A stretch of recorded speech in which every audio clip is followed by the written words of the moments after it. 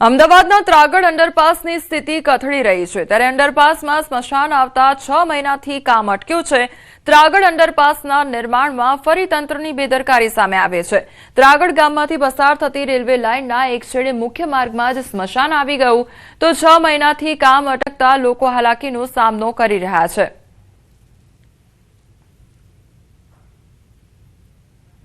છેલ્લા 6 મહિનાથી અમદાવાદના ત્રાગડ અંડરપાસનું કામ બંધ હાલતમાં છે।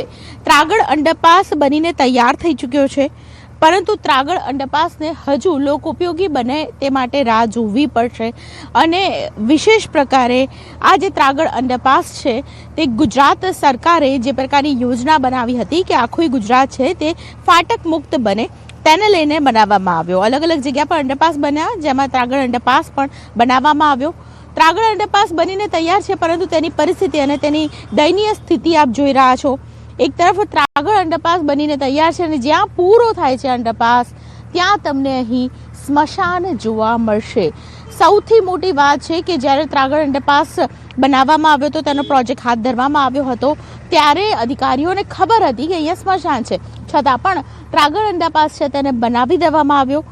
પરિણામ એ આવ્યું છે કે 6 મહિનાથી ત્રાગડ અંડરપાસ બનીને તૈયાર હોવા છતાં પણ તે આગળ નથી વધી રહ્યો, એટલે કે તેનું કામ જે એન્ડિંગમાં પતવાનું હતું તે અટકી ગયું છે અને તેને કારણે સૌથી મોટી ફરી એકવાર બેદરકારી કહી શકાય કે બેદરકારીને કારણે લોકો ઉપયોગી બની શકે તે અંડરપાસ છે આ નહીં બની શકે।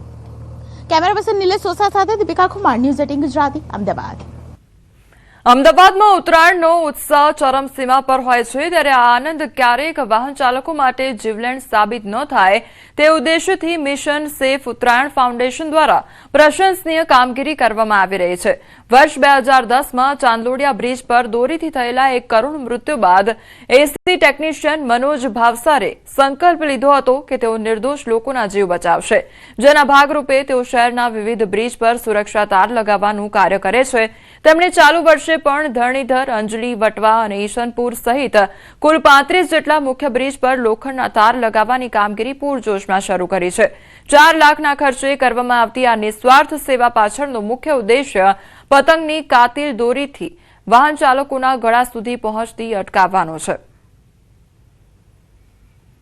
ઉત્તરાયણના તહેવારમાં વાહન ચાલકો બ્રિજ ઉપરથી પસાર થઈ શકે અને ખાસ કરીને તેમને જે દોરી છે તે ન વાગે તે માટેનું મિશન છે વર્ષોથી અમદાવાદના મનોજ ભાવસાર છે તેઓ ચલાવી રહ્યા છે।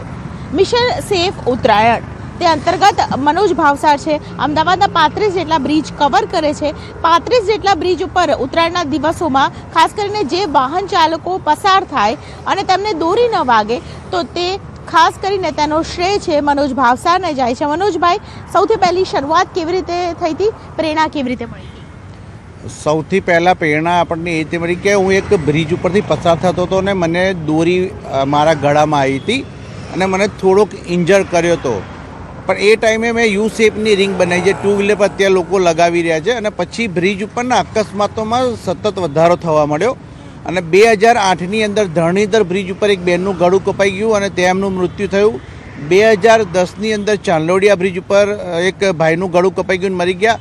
એટલે આપણે 2010માં બ્રિજ ઉપર તાર બાંધવાની શરૂઆત તો કરી દીધેલી, પછી ખબર પડી કે આ બહુ વધારે પડતું ઘાતક છે, એટલે અમારો જે આખો પ્રયાસ હતો એને વધુ વેગવાન બનાવ્યો ને અમદાવાદના જે આઈડેન્ટિફાય થયેલા બ્રિજ હતા ડેન્જરસ એ 6 બ્રિજ ઉપર કામગીરી કરી। ત્યાંથી અમને સારું રિઝલ્ટ મળ્યું અને પરિણામે એક્સિડન્ટો થવાના બંધ થયા।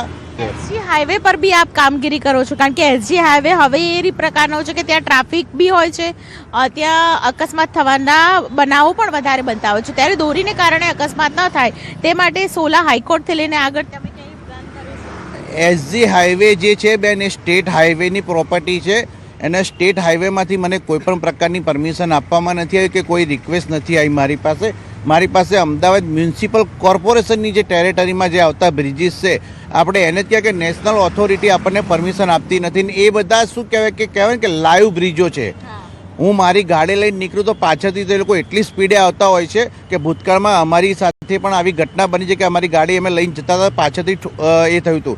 એટલા માટે હું અત્યારે 108ની એક ગાડી મારી સાથે લઈને ફરું છું કે જેથી કરીને કોઈક અકસ્માત થાય તો એટલીસ્ટ અમે સેફ થઈ શકીએ। તો મનોજ ભાવસાર છે તે અમદાવાદના રિયલ હીરો કહી શકાય. છેલ્લા 19 વર્ષથી તેઓ આ પ્રકારે કામગીરી કરી રહ્યા છે અને તેમની કામગીરીને કારણે જ અનેક લોકો છે તેમના મૃત્યુ અટક્યા છે. ખાસ કરીને કાતલ દોરીને કારણે જે લોકોના મૃત્યુ થઈ રહ્યા છે તેમાં ઉત્તરોત્તર ઘટાડો જોવા મળ્યો છે. કેમેરામેન નિલેશ સોસા સાથે દીપિકા કુમાર, ન્યૂઝ 18 ગુજરાતી, અમદાવાદ. સુરતમાં